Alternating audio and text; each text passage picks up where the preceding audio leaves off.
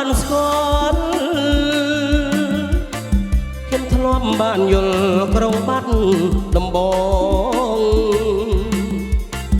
រនៅសពថ្ងៃគ្មានក្តីសៅមកអោបាត់ដំបងឥឡូវសែនឆ្ងាយខ្ញុំតែងស្រមៃយប់ថ្ងៃជានិច្ចមិនភ្លេចអនុស្សាវរីយ៍ទាំងឡាយ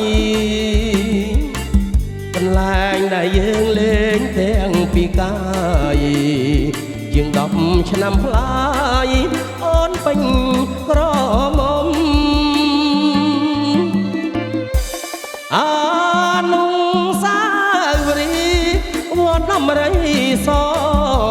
យើងបានគូថ្មចំណាំ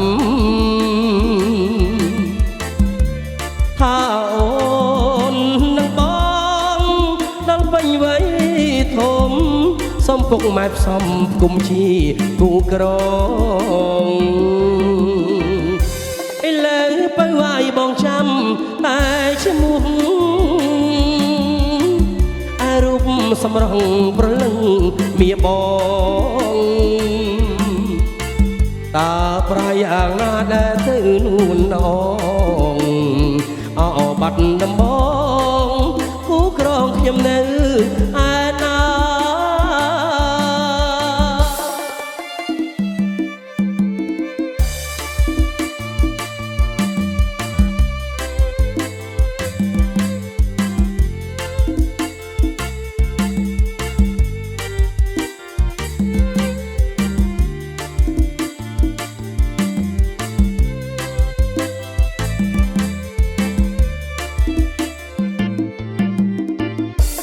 អ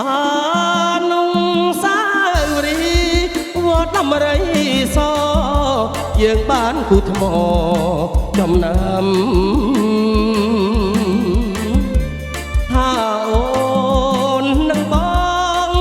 ដល់ពេញវ័យធំសុំពុកម៉ែផ្សំគុំជាគូក្រងឥឡូវបើវាយបងចាំតែឈ្មោះរូបសម្រងប្រលឹងមៀបងប្រែខ្លាយយ៉ាងណាដែលទៅនួនអងអោបាត់ដំបងគូក្រងខ្ញុំនៅឯ